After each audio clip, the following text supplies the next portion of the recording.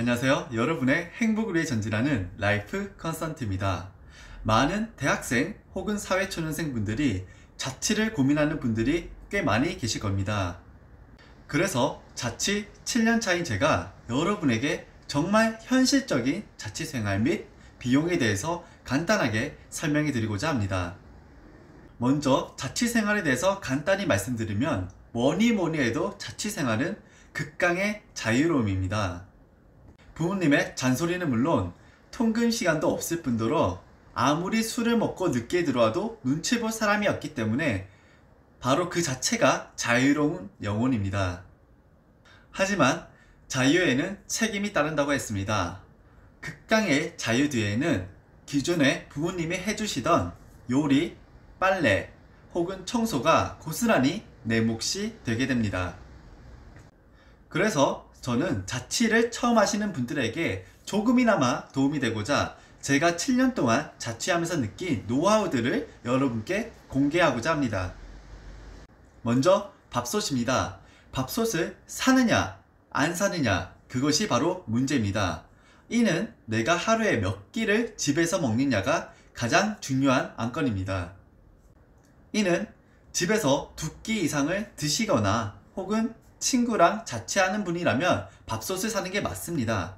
하지만 혼자 살면서 한 끼 혹은 하루에 한 끼도 먹지 않는 경우라면 햇땡이나 오뚜땡 밥을 사는 게 훨씬 경제적으로 이득일 것입니다.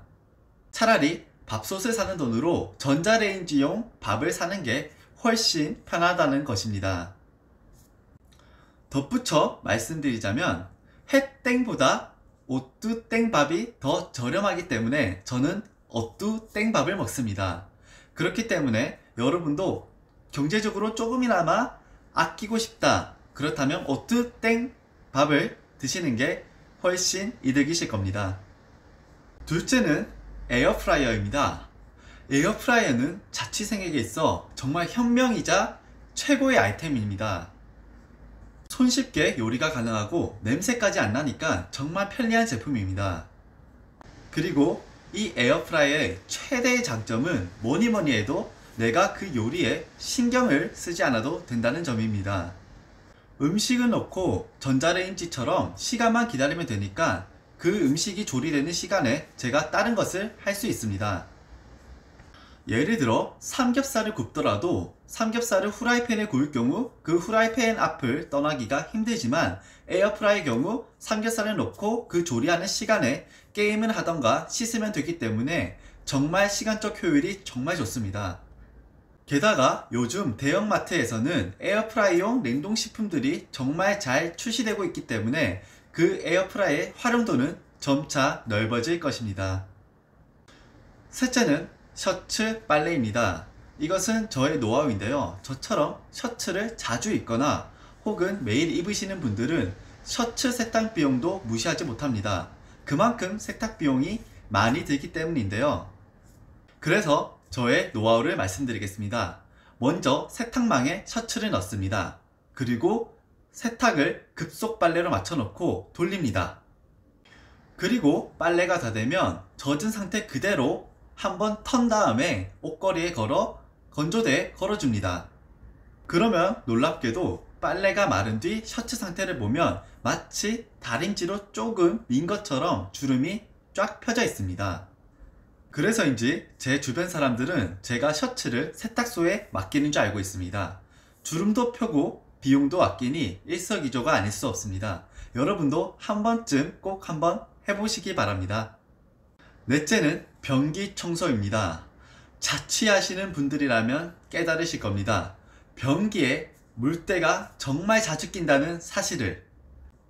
이게 생각보다 정말 자주 끼다 보니까 보기도 거북하고 위생상도 별로입니다. 그래서 저 같은 경우는 변기 세정제를 사용하는데요. 변기 세정제를 사용하고 나면 확실히 물때 끼는 시간이 현저히 줄어들며 청소도 훨씬 쉽습니다. 변기 세정제 종류는 너무나 많은데요. 비누처럼 생긴 것부터 발포식 여러 종류가 있습니다. 저 같은 경우에는 개구리를 닮은 변기 세정제를 사용하는데요. 이 변기 세정제의 경우 변기에 넣어두면 2달 동안이나 작동하니까 훨씬 관리도 쉬울 뿐더러 시간도 절약할 수 있기 때문에 저는 항상 이 개구리를 닮은 변기 세정제를 사용하고 있습니다. 마지막 5째, 가스비입니다. 자취를 하면서 가스비는 무시할 수 없을 만큼 그 비용이 큽니다. 그래서 저 같은 경우에는 항상 보일러를 외출을 틀어놓습니다. 외출만 틀어놓아도 따뜻한 물은 나오기 때문에 전혀 생활하는데 지장이 없습니다. 문제는 실내가 살짝 춥다는 것인데요. 하지만 저는 이번 겨울에도 외출만 틀어놓고 겨울을 잘 났습니다. 그 비밀은 바로 전기난로입니다. 전기난로의 경우 경제적으로도 보일러보다 훨씬 저렴하고 열 효율도 좋아서 집안이 금방 훈훈해집니다. 이것은 물론 원룸 기준입니다. 게다가 빨래를 한 후 전기난로 앞에 두면 금방 빨래가 뽀송뽀송하게 잘 마릅니다. 거기다가 이 과정에서 수증기가 증발하면서 건조한 집안을 촉촉하게 만들어주기 때문에 목 상태에도 훨씬 좋습니다. 정말 꼭 사용해 보시기 추천드립니다. 가성비가 정말 좋습니다. 이상 자취생활에 숨겨진 팁을 말씀드렸으니 간단하게 비용에 대해서 말씀드리고자 합니다. 일단 월세의 경우 지역마다 차이가 있기 때문에 대략적으로 40만원을 기준으로 여러분에게 말씀드리겠습니다. 그리고 여기에 관리비가 대략 10만원 정도가 들 것입니다. 여기서 이제 식비인데요. 이것은 집에서 몇 끼를 먹느냐가 중요합니다. 대략적으로 아침에 시리얼을 먹고 점심은 밖에서 먹으며 저녁은 집에서 먹는 것을 가정으로 여러분께 말씀드리도록 하겠습니다. 일단 1리터짜리 우유가 2,500원. 이 1리터짜리 우유를 시리얼 3번 먹을 수 있다고 가정했을 때 한 달에 약 25,000원이라는 금액이 듭니다. 그리고 시리얼 대용량 기준으로 한 달 동안 먹을 수 있는 양이 대략 25,000원이 듭니다.